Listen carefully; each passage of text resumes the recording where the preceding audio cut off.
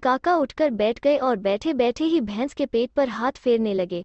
भैंस भी अपनापन पाकर रमेसर काका से और सटकर खड़ी हो गई।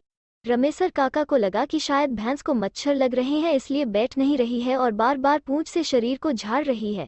वे खड़े हो गए और मड़ई के दरवाजे पर रखे धुआंधार मवेशियों को मच्छर आदि से बचाने के लिए जलाई हुई आग जिसमें से धुआं निकलकर फैलता है और मच्छर आदि भाग जाते हैं, पर थोड़ा घास फूंस रखकर मुंह से फूंकने लगे। रमेसर काका फूंक मार मार कर आग तेज करने लगे और धुआं भी बढ़ने लगा। बार बार फूंक मारने से अचानक एक बार घास फूस जलने लगी और मड़ई में थोड़ा प्रकाश फैल गया।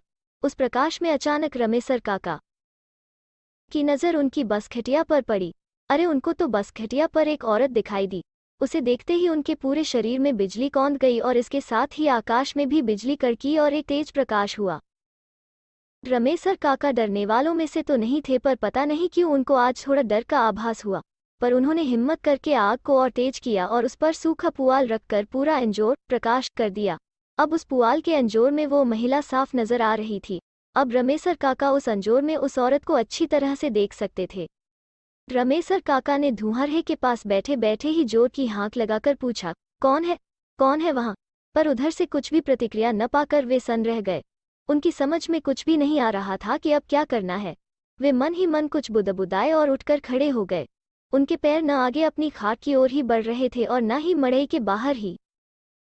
अचानक खाट पर बैठी महिला अट्टहास करने लगी। उसकी तेज, भयंकर, डरावनी हंसी ने उस अंधेरी काली रात को और भी भयावह बना दिया। रमेसर काका पर अब सजग हो चुके थे। उन्होंने अब सोच लिया था कि डरना नहीं है, क्योंकि अगर डरा तो मरा। रमेसर काका अब तनकर खड़े हो गए थे। उन्होंने मड़ई के कोने में रखी लाठी को अपने हाथ में ले लिया था। वे फिर से बोल पड़े, कौन हो तुम? तुमको क्या लगता है मैं तुमसे डर रहा हूँ? कदापि नहीं। और इतना कहते ही रमेसर काका भी हा हा हा करने लगे। पर सच्चाई यह थी कि रमेसर काका अंदर से पूरी तरह डरे हुए थे। रमेसर काका का वो रूप देखकर वो महिला और उग्र हो गई। को पता नहीं क्यों अब कुछ और बल मिला और डर और भी कम हुआ।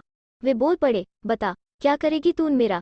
जल्दी यहाँ से निकल, नहीं तो इस लाठी से मार मार कर तेरा सिर फोड़ दूंगा। इतना कहते ही रमेसर काका ने अपनी लाठी तान ली।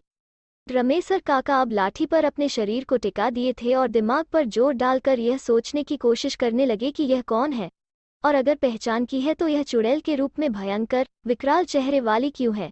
ओह, तो यह बलेसरा बहन है क्या? अचानक उनके दिमाग में कौन था।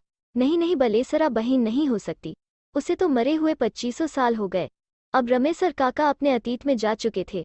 उनको सब कुछ याद आ रहा था। उस समय उनकी बलेसरा बहन 12-14 साल की थी और उम्र में उनसे 3-4 साल बड़ी थी। चारा काटने से लेकर गोबर गोहथार करने में दोनों भाई बहन साथ साथ लगे रहते थे। एक दिन दोपहर का समय था और इसी गढ़ी पर इन्हीं आमों के पेड़ों पर गांव के कुछ बच्चे ओल्हा पाती खेल रहे थे। बलेसरा बहन बंदरों की भांति इस डाली से उस डाली उछल कूद कर रही थी। नीचे चोर बना लड़का पेड़ों पर चढ़े लड़के लड़कियों को छूने की कोशिश कर रहा था। अचानक कोई कुछ समझे इससे पहले ही बलेसरा बहन जिस डाली पर बैठी थी वो टूट चुकी थी और बलेसरा बहन औंधे मुंह जमीन पर गिर पड़ी थी। सभी बच्चों को थकुआ मार गया था और जब तक बड़े लोग आकर बलेसरा बहन को उठाते तब तक उसकी इहलीला हो चुकी थी।